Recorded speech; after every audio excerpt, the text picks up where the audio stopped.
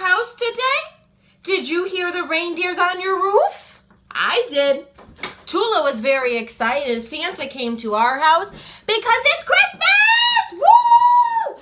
I'm here to read you a Christmas story, and it's called Mistletoe. Get started. 'Twas the season, and Moose was merry. He joyfully licked, tickled the ivories with a tuneful of tidings and flurries of fa-la-las. He was so full of ho-ho-hos, even his moustache had the holiday spirit. Do you have the holiday spirit? But Moose was more than just a bit merry and bright. He was busy, busy, busy. There was a lot to be done on the list of to-dos. But with orderly organization and a bit of regimentation, lots of imagination, and just plain old Moose know-how, getting ready for the big day should have been simple, easy, yes, in all probability, just perfectly perfect. How exciting. Oops, skipped a page. He hauled home boxes and bags and presents galore. Moose had gifts for everyone stacked from ceiling to floor. Check, check, check. Then he wrapped yo, yo, yo, and he ribboned ho, ho, ho. And on every package he tied a big, beautiful bow. Check and double check. So far, so simple, so easy, so perfectly perfect. Wow, I wonder which gift is for me. So excited, it's Christmas. Another look at the list, and Moose headed for the kitchen. He pulled out the pots and pans and bowls, sifted through stacks of racks of cookbooks. He whisked with his left, spooned with his right. Moose baked tons of tins of cookies.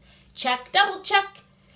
Dozens of cakes, breads, and sweets. Check, check, check. He made jellies, sticky jams. Moose roasted a goose and some chestnuts. He toasted marshmallows and yams. Check, check, check, triple check. Yes, yes, so simple, so easy, but of course, so perfectly perfect. Last but not least, he hung up all the stockings, each and every one with special care. And just in time, too, soon Santa would be there. Check and final check. Yes, sirree, getting ready for Christmas was an absolute snap. And so simple and so easy.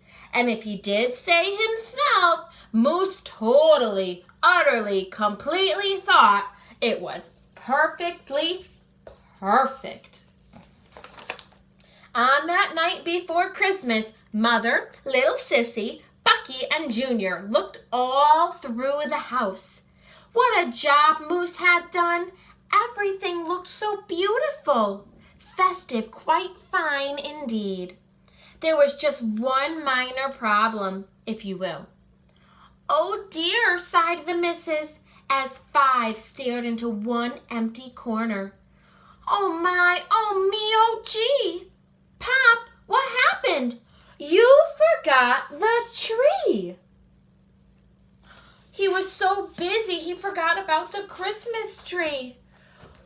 Oh no, what should he do? Oops! Where would they hang the tinsel, string the popcorn, light the lights?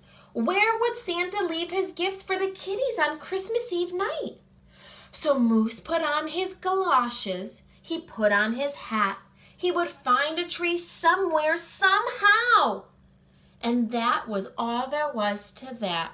So out went the Moose, braving the blustering snow, trudging through snowdrifts, courageous and bold. He's a brave Moose.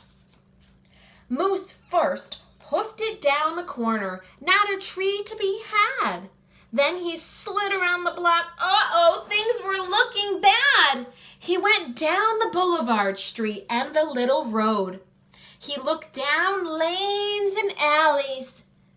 Every tree had been sold.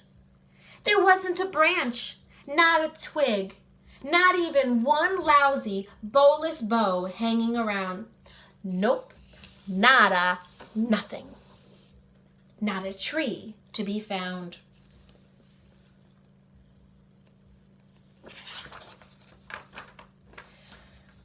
no tree," sighed a sad moose as he came home empty-handed. The kids tried to make the best of it. They said, "Oh, see, who needs a tree?"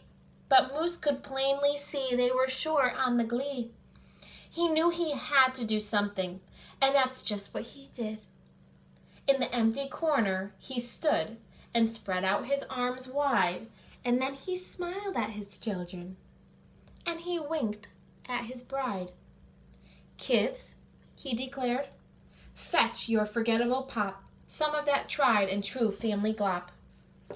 What do you think he's gonna do? So back came the kids carrying a big pot of glue, and without a word to one another, they knew just what to do. They each took a part, grabbing strands, taking hold. Then carefully, oh so carefully, they glopped, they plopped, they pasted, and they pressed. They curled and twirled, every which way they foiled, until Moose's magnificent moustache was indeed a more marvel to see.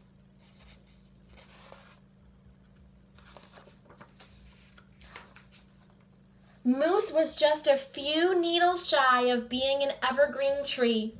They strung Moose with lights from his head to his toes and draped him with tinsel, beginning right with his nose. They hung balls that were shiny and bells that twinkled, candy cane berries and plum sugar sprinkled. Then they all stood back.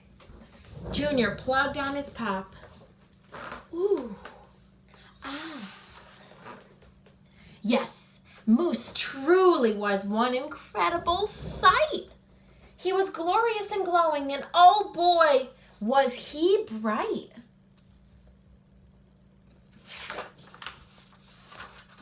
Wow! Then Junior placed a star at the top of Moose's head. He gave him a kiss and a pat, and then they headed off to bed. Except Moose, of course. He stayed in the corner instead, still twinkling and blinking and waiting for Santa. Oh, so it wasn't so simple, and it wasn't so easy. And okay, it wasn't so perfectly perfect. But do you know what? Do you know what?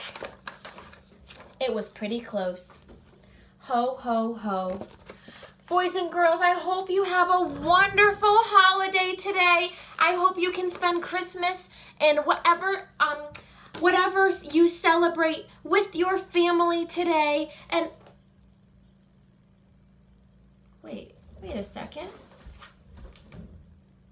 April? April?